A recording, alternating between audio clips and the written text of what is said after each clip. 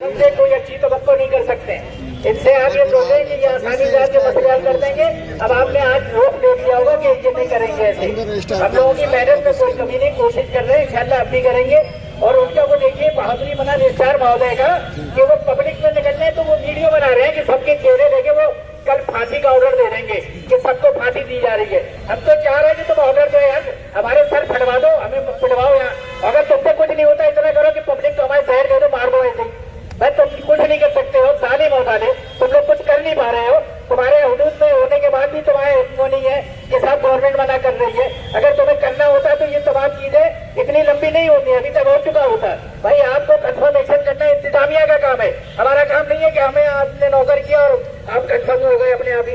आपको करना था, ये चीज आपको छोड़नी नहीं थी।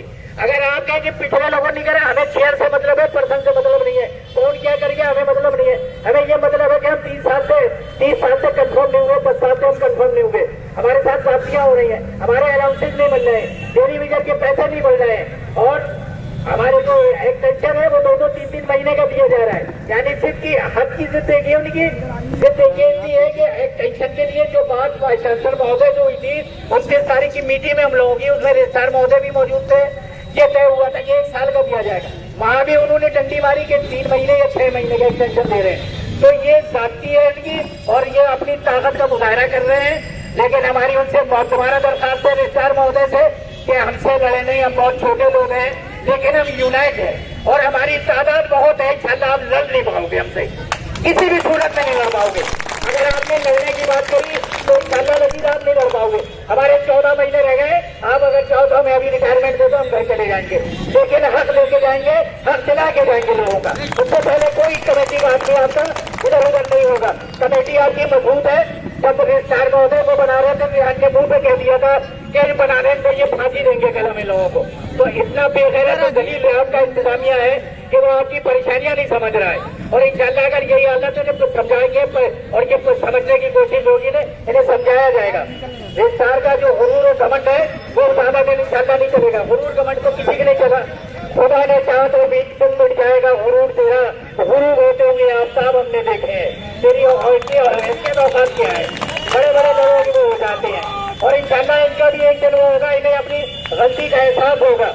और जिस दिन इन्हें गलती के साथ जब इन्हें पता चलेगा कि इन्होंने कितने लोगों पे जुल्म किए हैं, कि इनका जुल्म है। आज आपके जुल्म के खातिर यहाँ इतनी आवाम खड़ी है, इतनी पब्लिक यहाँ आपके सामने खड़ी हुई है, ये सब आपकी जाती जुल्म के खातिर खड़ी है।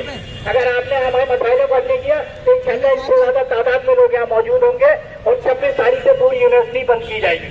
अब मैं फैसल गांधी को दरखास्त करूंगा कि वो अपने ख्याल के हिसाब से। फैसल साहब। अस्सलाम वालेकुम वरहमतुल्लाहि वबरकातुहू।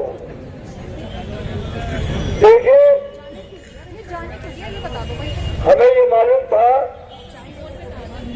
कि एडवोकेट काउंसिल में क्या होगा, एक साइड में कर लीजिए, इसीलिए हमने परसों ये बताया भी था। लेकिन साथियों, कुर्सी एक साइड में कर लीजिए। जो अंदर के लोग हैं उन्हें आपका दर्द महसूस नहीं हो रहा, लेकिन जो बाहर के लोग हैं, चाहे वो फजलुर रहमान साहब हो, चाहे गीता सिंह जी हो और चाहे प्रोफेसर उमेश कदम जी हो, उन्होंने आपके दर्द को समझा और वो यहाँ तशरीफ लेके आए। मैं पूरी जनरल बॉडी की तरफ से और इस मंच के माध्यम से प्रोफेसर गीता सिंह जी का तहे दिल से शुक्रगुजार हूं कि वो हमारे कहने पर यहाँ तशरीफ लाई। हमारा मकसद सरसैयद हाउस पर जाने का ये था कि जो बाहर के लोग आए हैं, क्योंकि ये अंदर वाले तो होंगे और दौरे हो गए, हमारा मकसद ये था कि बाहर के लोगों को ये पता चले कि हमारा आवाम सड़क पर है, पिछले 12 महीने हो गए और सभी प्रॉब्लम अगर हल करने पे आए तो 12 मिनट में हो जाएगी। लेकिन आज तारीफ समझिए, जब नेट की टीम आती है, कोई एग्जामिनेशन होता है या अभी एजुकेटिव काउंसिल की मीटिंग के लिए बाकायदा एक ऑर्डर निकला कि किसी को छुट्टी नहीं दी जाएगी। ये Goga Dara vice chancellor finance officer को छुट्टी देता है, ये गूंगा दारा वाइस चांसलर जेएफओ सैलरी को छुट्टी देता है, ये गूंगा दारा वाइस चांसलर एएफओ को सैलरी को छुट्टी देता है। पूरा सेक्शन जो सीनियर सेक्शन ऑफिसर था वो हमरे पे गया हुआ है, तो जूनियर सेक्शन ऑफिसर पूरे सैलरी सेक्शन को चला रहा है। इसे तुम बनना चाहिए और ऐसे बुल्लू वाइस चांसलर को बैठे नहीं रहना चाहिए। ये जितनी प्रॉब्लम है ये इसकी बुल्लू की बनाई हुई है।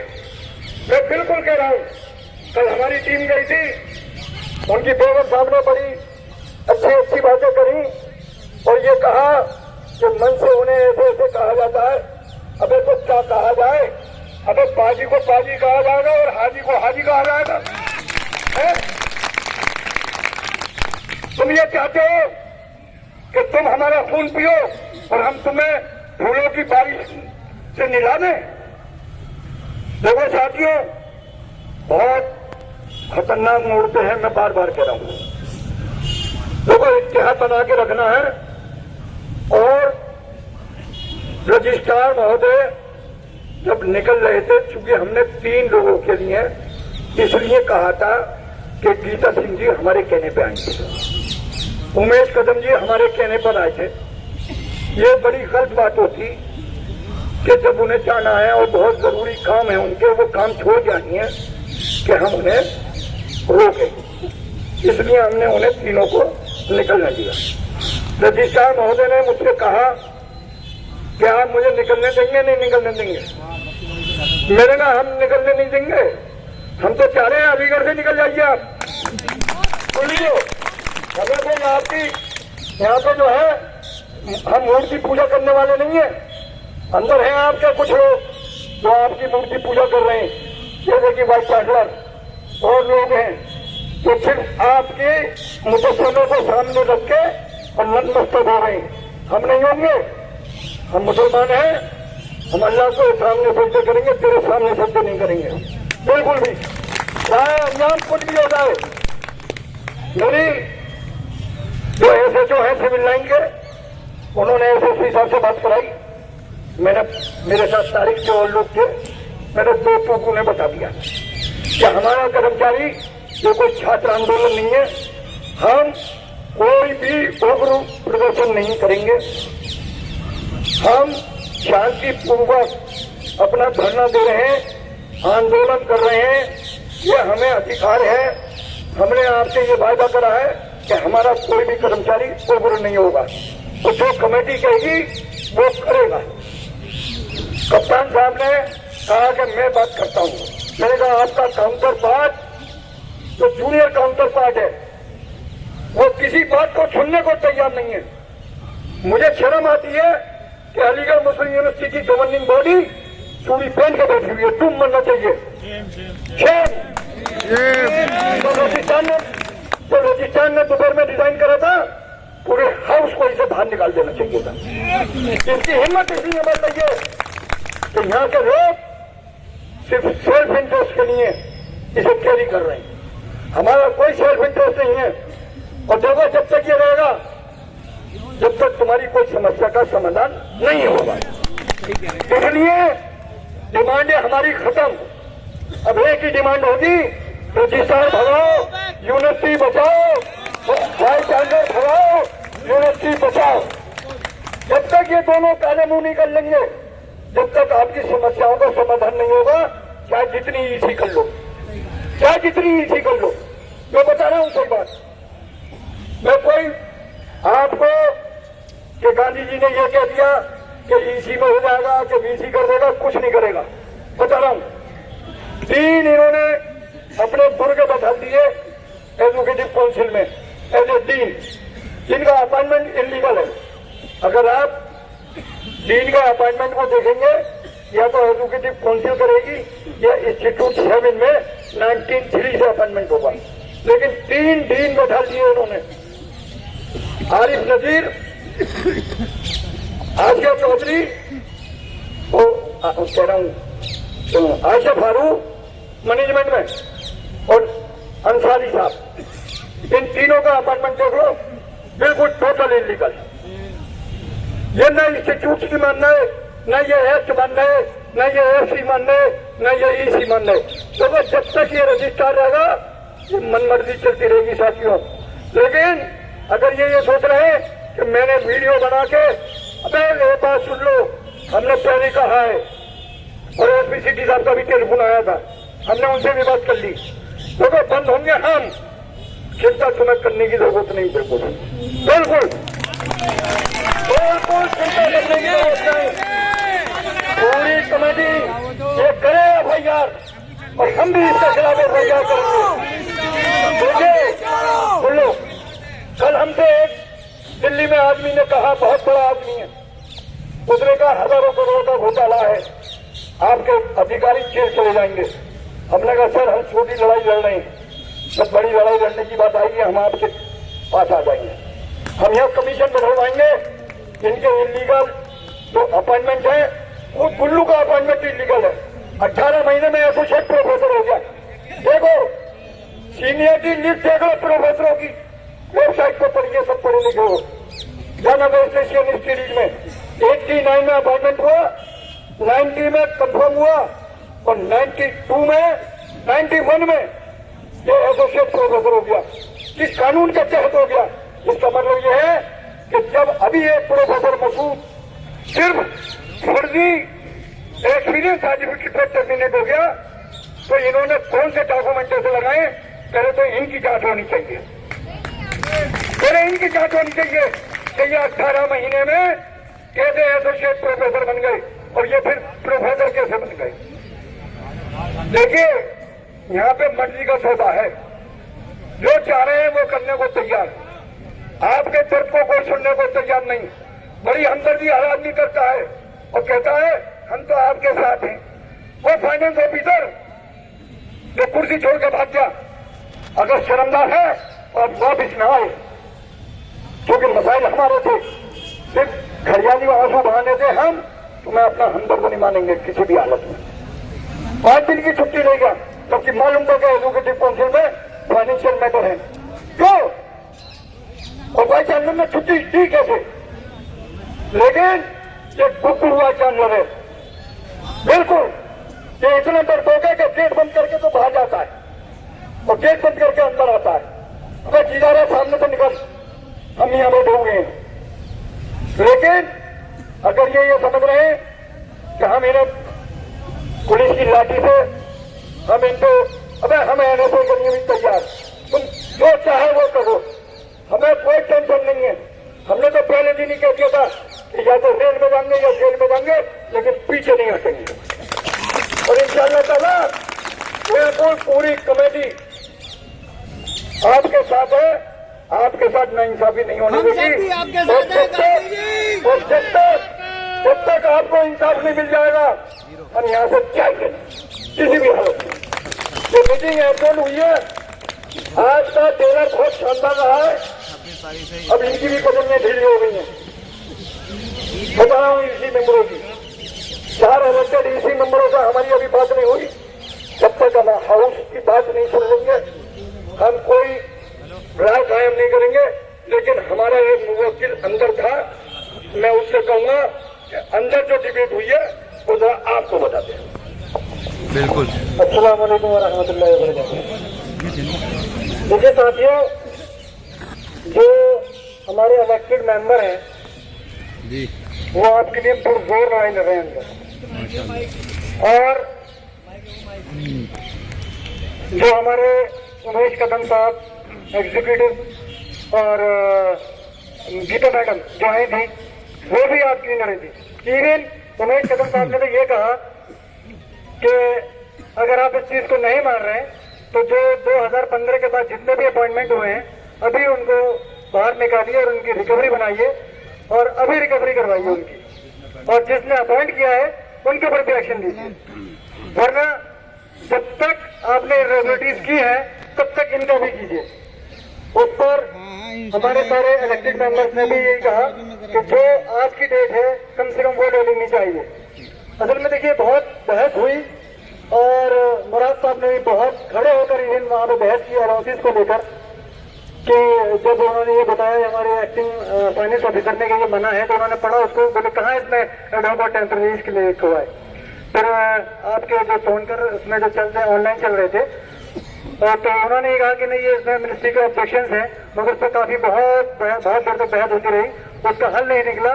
फिर बाद में ये तय हुआ कि वो एफसी में रखा जाएगा और एफसी में फाइनल होने के बाद इंशाल्लाह आप लोगों को अनाउंसेस मिल जाएंगे। और एचपीसी वाली जो रिपोर्ट थी वो बिल्कुल निगेटिव आई थी, जिस पर सारे इलेक्टेड मेंबर्स ने उसको डिनाई कर दिया, बोले ये हम नहीं मानेंगे क्योंकि इससे पहले भी आपने ओपिनियन ली है जिसमें करने को मना नहीं किया गया है, तो बार बार ओपिनियन लेने की जरूरत क्या थी।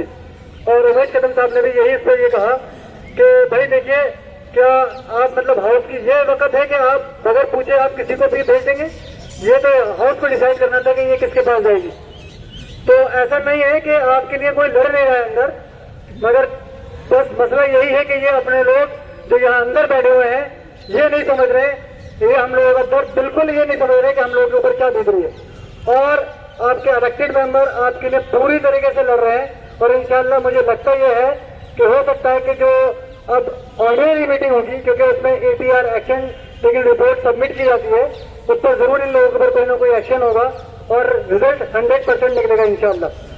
बाकी मैं कहूँगा कि भाई इसको बाकी और बताएं। नहीं बाकी और दिन के रेट पर भी यही मसला हुआ, क्योंकि बात जब डिलीवर के रेट की चली तो उस पर यही हुआ कि क्योंकि जब अनाउंसेस नहीं दिए जा रहे हैं वो भी एफसी में रखे जाएंगे, तो डिलीवर के रेट के लिए भी एफसी में रखा गया, क्योंकि बार बार ये यही कह रहे हैं कि मिनिस्ट्री से हमारे पास पैसा नहीं आ रहा है। तो बस इश्यू यही है कि क्योंकि अगर वो 31 से 36 कर देते हैं तो उसके लिए उन्होंने कहा कि हम मिनिस्ट्री को एक लेटर लिखेंगे और बताएंगे। उन्होंने उमेश कदम साहब ने ये भी कहा कि ये आप खुद अपनी गलती भी मानिए कि गलतियां ये आपसे हुई हैं और अब तक होती चली आई हैं, ये आप वहां ऊपर बताइए कि हमारे साथ में इतनी बड़ी प्रॉब्लम ये आ गई है कि हमसे ये गलतियां हो गई हैं, अब इसको रेक्टिफाई करना इतना आसान नहीं है, लिहाजा वो हमें परमिशन दे रहे कि ये हम जो पेमेंट है जो अगेंस्ट द सैंक्शन पोस्ट है, जो मिनिस्ट्री की पोस्ट है, उसका पेमेंट हम 36 से कर दें। तो जब हमारा पेमेंट 36 से हो जाएगा तो ऑब्वियसली 31 से पैसा बचेगा तो फिर डिलीवर के इंशाल्लाह रेट बढ़ सकते हैं। बाकी डिसीजन जो होगा वो फाइनेंस कमेटी में होगा, क्योंकि फाइनेंस कमेटी अगर ये अप्रूव कर देती है कि आप लोगों का पेमेंट में अलाउंसेस मिलने हैं तो फिर इंशाल्लाह आपको अलाउंसेस मिलना शुरू हो जाएंगे। और 28 दिसंबर में शायद एफसी है। एक्सटेंशन का अभी मुझे ये क्लियर नहीं है, मगर मुझे ये लगता है कि शायद 3 महीने का भी एक्सटेंशन है। वो कंडीशन ये है कि अगर एफसी में क्लियर हो जाता है तो फर्दर वो 6 मंथ का हो जाएगा, या मे भी ये हो कि 6 मंथ का एक्सटेंशन निकले with the condition of report of FC. और सलमान प्रिंसिपल ईसी मेंबर हैं, इन लोगों का हमारे लिए क्या क्योंकि मैं बाहर की तरफ बैठा था तो बहस जब कमरे में होती है तो आवाज बाहर ज्यादा आती नहीं है, जो आदमी बोलते हैं उसकी थोड़ी बहुत बाहर आवाज आती है। तो मुझे जो ज्यादातर आवाज आई वो अपने elected EC member Geeta madam और अपने उमेश कदम साहब, इन लोगों का मुझे आवाज कुछ आ रही थी बाहर, और जब थोड़ी बहस होती थी तो क्लियर सुनाई देता था। बाकी रजिस्ट्रार साहब बोल रहे थे और एफओ साहब, वो वाइस चांसलर साहब भी बोले कुछ, मगर वो सिर्फ डिफेंड कर रहे थे अपना आप को। बाकी क्योंकि जब उमेश कदम साहब ने जब क्रॉस क्वेश्चनिंग की तो उन्होंने अपने आप को सिर्फ डिफेंड किया। बाकी इसके ज्यादा तो मैं क्योंकि इसलिए नहीं आता क्योंकि हाउस के अंदर मैं नहीं था, वो तो आपको देखिए जब ड्राफ्ट मेट निकलेंगे तभी चीजें क्लियर होंगी। बाकी लोग मतलब ठंडे थे, डीन्स प्रिंसिपल्स वगैरह। बहुत शुक्रिया सलमान साहब, और आपको सारी ब्रीफिंग तो सलमान ने कर दी है और गांधी जी ने भी बहुत कुछ बता दिया है। धरने के सिलसिले में जैसे धरना रोजाना चल रहा था, धरना उसी तरह से कंटिन्यू होगा, और 24 और 25 की छुट्टी है। 26 तारीख को जो इंडेफिनिट स्ट्राइक का नोटिस है वो हमने रिसीव करा दिया है, नोटिस रिसीव हो गया है। 26 तारीख को इंडेफिनिट स्ट्राइक है और पूरी यूनिवर्सिटी की है, इसमें हमने किसी एसेंशियल को या हेल्थ सर्विसेज को किसी को छोड़ा नहीं है। आप 26 से सब लोग स्ट्राइक में शामिल हो और शाना बशाना उसमें भागीदारी रखें। और ये ना पूछे आपके क्या कैसे बंद होगा, कौन कौन हाँ, ये किसी को से बात ना करें, सवाल ना करें कि आप आ जाओ हमारे यहाँ का बंद करा दो, ये हमारे चेयरमैन से करा दो। कमेटी ने आपको इत्तला दे दी, आप कमेटी के साथ चले, कमेटी आपके साथ है, आप उसे फॉलो करें। हम लोग कहीं किसी को निकालने या किसी को बुलाने, किसी की खुशामद करने नहीं जाएंगे। आप लोगों को खुद डिसीजन लेना है। आपकी नौकरी, सबसे पहले आपको अपनी नौकरी की फिक्र होना चाहिए। जब नौकरी नहीं होगी तो आप काम कहाँ पर करोगे? आपने हालात आज के देख लिए, जैसे हालात हैं। मैं तो रफ्तार साहब के बिल्कुल पीछे ही था जिस वक्त वो अपने मोबाइल से भी वीडियो बनाने लगे। मैंने उनसे कहा भी आप भुइयां छीन लेना इसे बना के, जो करा जाए वो कर लेना। मनोज अधिकारी हम मौजूद होंगे, वो भी वीडियो बना रहे थे, आगे वीडियो। मैंने उन्हें आगे से वहां से धक्का देके हटा दिया। मैंने तुमसे भी वीडियो मांगेगा बाद में। खैर उन्होंने हमसे वायदा किया, आपको लगता है कि हम वीडियो दे देंगे, हम उन्हें वीडियो नहीं देंगे। और दे क्या करेंगे? हमने कोई कत्ल नहीं किया है, हम कोई आतंकवादी नहीं है। अगर हम अपना हक मांग रहे हैं वो FIR करें, हम जेल और आंदोलन के लिए तैयार हैं। हम सब लोग जेल जाने के लिए तैयार हैं। जैसा डिसीजन लेना हो वो डिसीजन ले लें। साहब खोखरी गांव से क्या जो गांधी जी कह रहे हैं बिल्कुल सही कह रहे हैं। उनकी हमें सुबह देखना पसंद नहीं है, बिल्कुल भी नहीं है। वो फौरन अलीगढ़ छोड़ के चले जाएं। अगर उन्हें अपनी इज्जत प्यारी है तो अलीगढ़ से चले जाएं। ये दीवाने कहाँ चले? जेल चले, जेल चले। ये दीवाने कहाँ चले? जेल चले, जेल चले। ये दीवाने कहाँ चले? जेल चले, जेल चले। हम जबकि ये ख्वाहिश भी इंशाल्लाह लगा रहा हूँ, आपको बुरा लगेगा। इंशाल्लाह ये ख्वाहिश भी लग रहा है मुझकी पूरी होगी। अल्लाह न करे। और ये जो भीड़ है, इनकी जेल में इतनी जगह नहीं है जो इस जेल में इस भीड़ को रख सके। इनके पास फिर खाना खिलाने को भी नहीं होगा। हम इंशाल्लाह जेल जाने के लिए तैयार हैं। आज हमारे बीच में सुबह से नादरा अंजुम और जीरो खान बैठी थी मुश्किल, क्योंकि आज PC की मीटिंग भी थी। और माशाल्लाह सुबह से ही काफी लोगों का आना जाना, और सुबह से ही मुश्किल भीड़ है। खासतौर से लेडीज भी मुश्किल नहीं है। इनका कमेटी की तरफ से और आप सभी लोगों की तरफ से बहुत बहुत शुक्रिया। जिस हिसाब से तुमदारी से ये बैठी नहीं है, एक जगह बैठने वाली नहीं है, लेकिन इनका इस वादे को ही हमने तोड़ दिया कि तो बैठने वाली नहीं है, बरकरार रखा। इन्हें यहाँ से लाके दूसरे गाँव ले गए, तो इसको एक जगह बैठ भी नहीं पाएंगे। और खैर इन लोगों की हिम्मत को साथ देनी होगी जिस हिसाब से इन लोगों ने आज जज्बा दिखाया। और कल आपके बीच में राजेश कुमार जो बीबी फातिमा हॉल से हैं, और दूसरे सियाराम जो बेगम अजीजुन्निसा हॉल से हैं। कल आपके बीच में होंगे धरना सुबह 9 बजे से 5 बजे तक जैसा चल रहा है वैसे ही चलेगा। आगे की जो भी आ जाती तो आप लोग भागना शुरू कर देते। जब आप लाठी देख के भागेंगे और पुलिस को देख के भागेंगे तो भाई काम नहीं होगा। ऐसे आपको सबको हिम्मत जुटानी होगी, लाठी खानी होगी। अब हर चीज के लिए तैयार रहना है। बहुत बढ़िया, बहुत बढ़िया। कल इंशाल्लाह फिर सब लोगों से मुलाकात होती है। बहुत शुक्रिया सभी लोगों का, बहुत बहुत शुक्रिया। अभी रुको।